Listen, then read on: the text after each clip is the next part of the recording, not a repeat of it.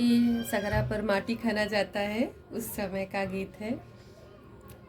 कहवा क लाल माटी कहाँ क कुदार जी, कहवा क सुंदर बुआ माटी खानई चली जी, कहवा क सुंदर बुआ माटी खानई चली जी।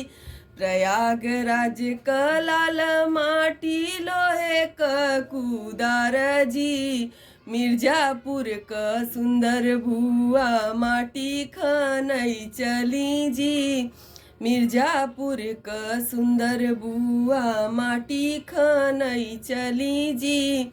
प्रयागराज क लाल माटी लोहे क कुदार जी, जौनपुर क सुंदर बुआ माटी खानई चली जी, जौनपुर क सुंदर बुआ माटी खानई चली जी।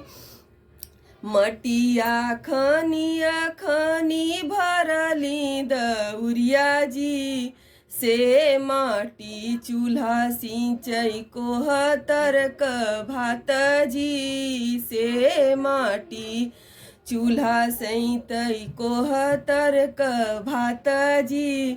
मटिया खनिया बुआ भुइया न गिरैया जी, ई माटी ले जाके बाबा घर चढ़ैया जी, ई माटी लई जाके बाबा घर चढ़ैया जी। मटिया खानाई अम्मा देबू का धनवा जी, तोह के त देबई बेटी डाली भर सोना जी, तोह के त देबई बेटी डाली भर सोना जी।